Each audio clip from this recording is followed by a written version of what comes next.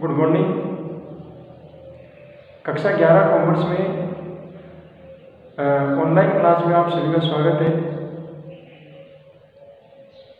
देखिए, कॉमर्स में एक जो छोटी छोटी जो बातें हैं, जो महत्वपूर्ण बातें हैं,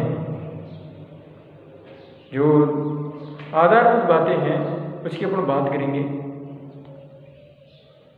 देखिए, कॉमर्स के अंदर आज का जो युग है, इस युग को देखते हुए, वाणिज्य स्थिति को देखते हुए,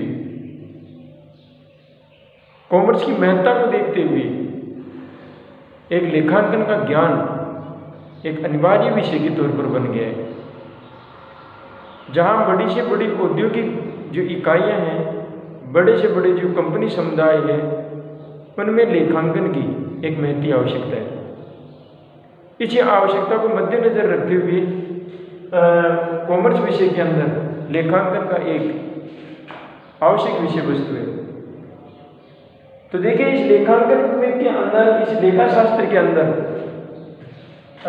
इसी लेखा शास्त्र में जो महत्वपूर्ण बातें हैं वो क्या क्या है, उसके बारे में अपन चर्चा करेंगे। देखिए, आज पहले के जो टाइम जो था, पहला जो गुजरा जमाना था आज़ादी के समय के बाद, काफ़ी बदलाव आया है। हालांकि पहले के समय में विक्रेता प्रदान होता था कि विक्रेता के पास में अगर कोई विषय वस्तु है, कोई वस्तु है, तो उसकी मजबूरी नहीं होती थी, क्रेता मजबूर होता था खरीदने के लिए और विक्रेता प्रदान होता था। अब समय बदल गया है, वो दौर बदल गया है। अब जमाना आ गया कि अब क्रेता प्रदान है, विक्रेता प्रदान नहीं है। उससे पहले के ज़माने में जब इतने कानून भी नहीं थे, इतने वैधानिक प्रावधान भी नहीं थे, उस टाइम विक्रेता प्रदान हुआ करता था और क्रेता को निम्न समझा जाता था, कम आंका जाता था। आज इस डिजिटल युग में अब विक्रेता प्रदान न होकर के एक क्रेता प्रदान है। इसलिए क्रेता को अब बाजार का राजा कहा जाता है, विक्रेता को नहीं। तो ऐसी परिस्थिति के अंदर एक विषय वस्तु का, एक वस्तु का आदान प्रदान जब किया जाता है, तो ऐसी परिस्थिति में दो पक्ष अवश्य होते हैं। एक तो विक्रेता जो वस्तु को बेचता है, जो कि प्रदान ये नहीं है, अब क्रेता प्रदान है। अब विक्रेता जो माल बेचता है वो क्रेता की संतुष्टि के आधार पर बेचता है, और पहले जो माल बेचता था वो विक्रेता अपने लाभ कमाने की इच्छा से, हालांकि लाभ की इच्छा आज भी है, लाभ इच्छा पहले भी थी, लेकिन सबसे सर्वोत्तम जो मुद्दा था वो ये था कि अपने को लाभ कमाना है। क्रेता का जो प्रदान था, क्रेता प्रदान था, उस टाइम वो समय नहीं था। आज क्रेता प्रदान और विक्रेता को हर सेवा और हर वस्तु के संबंध में क्रेता की आवश्यकता को, क्रेता की इच्छा को और क्रेता की यहाँ तक की वस्तु की कीमत को और ध्यान में रख करके विक्रेता बेचता है क्रेता को। तो किसी भी एक वस्तु का आदान प्रदान करने के लिए, वस्तु या सेवा आदान प्रदान करने के लिए, विनिमय करने के लिए अपने पास में दो पक्ष होते हैं, एक तो विक्रेता और एक क्रेता। क्रेता माल को खरीदता है, वस्तु खरीदता है, सेवा को काम में देता है और विक्रेता उसको प्रदान करता है। चाहे आप किसी छोटी से छोटी, चाहे वस्तु हो और चाहे बड़ी से बड़ी, चाहे कोई सेवा हो, यहाँ तक कि डॉक्टर, टीचर, वकील, इस प्रकार की सेवा के मामले में भी पक्ष वहाँ पर दो ही होंगे, एक तो सेवा वस्तु को लेने वाला और एक सेवा या वस्तु को देने वाला। अब इस क्रेता और विक्रेता के बीच में आपस में जो विनिमय होता है, आदान प्रदान होता है, चाहे वो वस्तु का हो, चाहे वो सेवा का हो, और चाहे सेवा और वस्तु के बदले प्रतिफल हो, क्योंकि प्रतिफल का होना आवश्यक है। क्योंकि इतनी बड़ी इकोनॉमिक्स में, इतनी बड़ी अर्थव्यवस्था में आर्थिक जो लेन देन है वो जरूरी है। आर्थिक जो प्रतिफल है, पर बिना आर्थिक प्रतिफल की कोई क्रिया नहीं होती। किसी भी आर्थिक क्रिया को करने के लिए पैसे का होना बहुत जरूरी है, प्रतिफल का होना बहुत जरूरी है।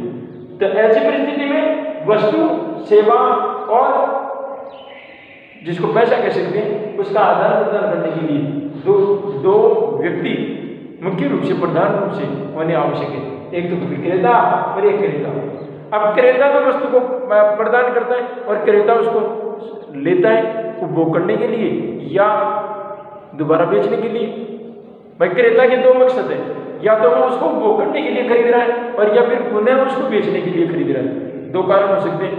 तो इस क्रेता और विक्रेता के बीच जो विनिमय होता है, जो लेन देन होता है, उसी को व्यवहार कहा जाता है। उसी को कॉमर्स की भाषा में व्यवहार या लेन देन कहा जाता है, उसको सौदा कहा जाता है, उसको लेन देन कहा जाता है।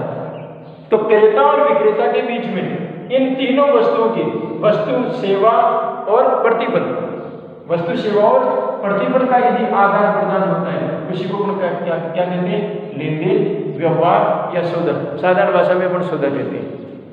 और यहाँ तक कि हमारे दैनिक व्यापार में भी ऐसे बहुत सी ऐसे लेन देन होते हैं, ऐसे सौदे होते हैं जिसके अंदर पक्षकार दो होते हैं, एक तो उसको खरीदने वाला और एक उसको बेचने वाला। तो ऐसी परिस्थिति में इनके बीच में जो लेन देन होता है वो दो विषय वस्तु का होगा, एक तो उसकी विषय वस्तु या सेवा और उस वस्तु या सेवा का प्रतिफल, ये दो वस्तु का आदान प्रदान होता है। अब बात आती है हिसाब किताब की। अब एक सोचने की बात है, विक्रेता पूरे दिन में अपने कारोबार में सारे दिन भर, महीने में, पूरे वर्ष में कितने हजारों करोड़ों रुपए के लेन देनों का हजारों करोड़ों का लेन देन करता है, चाहे महीने में, सप्ताह में, महीने में, पखवाड़े में, यहाँ तक कि साल भर में हजारों करोड़ों रुपयों का लेन देन करता है। कितनी वस्तुएं आती हैं, कितनी वस्तुएं जाती हैं।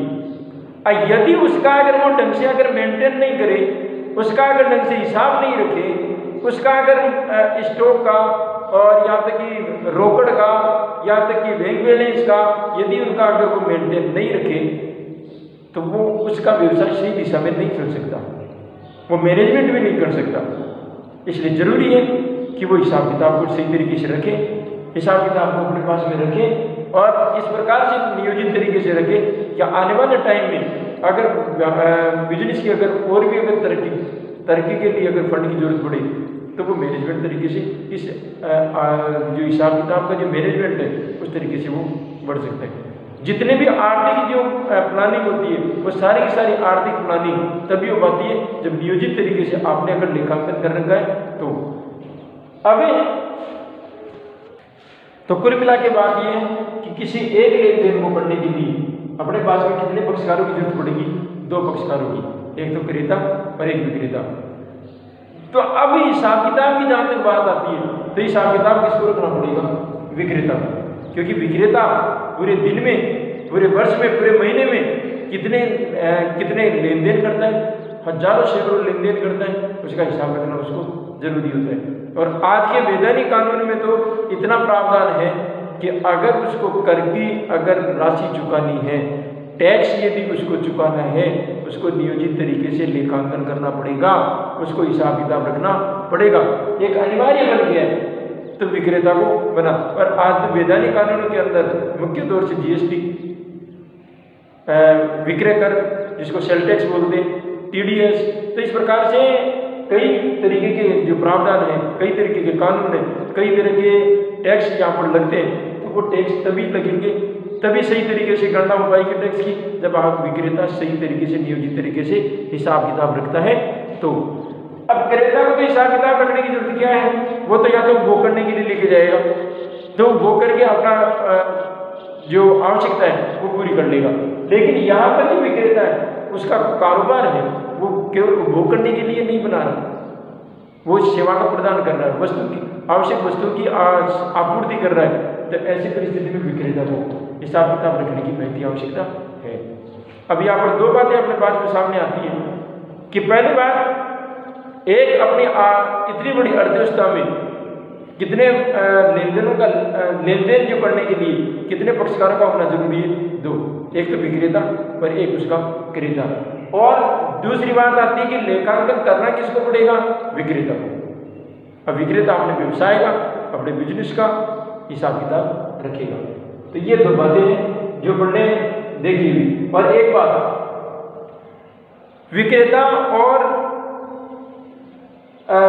और क्रेता के बीच में जो लेन देन है वो भी दो तरीके से हो सकते हैं, एक तो उधार से और एक नगद से।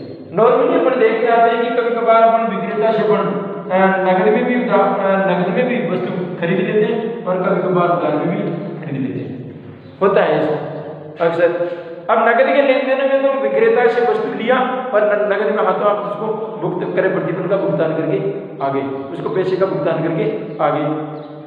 उधार के अंदर क्रेता और विक्रेता के बीच में एक संबंध होता है, एक समझौता होता है, या आप हमें वस्तु तो दे दो, हम उसका प्रतिफल का भुगतान एक निश्चित अवधि पूरी होने के बाद करेंगे, तो वो उधार का ही लेन देन हुआ।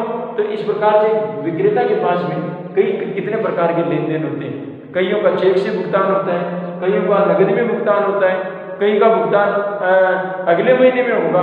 यदि वो इस प्रकार का अगर हिसाब किताब नहीं रखे, अच्छा अगले महीने में हिसाब होगा, अगले महीने तो भूल जाए, तो भूलना व्यक्ति का एक स्वभाव है, हो सकता है। अब भूल गया, अब भूलने के चक्कर में अगर उसको विक्रेता को भुगतान नहीं मिला, तो ऐसा अगर 10 बार भी भूल गया, 5 बार भी भूल गया, उसको कितना नुकसान हो गया। तो इसलिए मेरा मानना है कि विक्रेता को हिसाब किताब रखना पड़ेगा।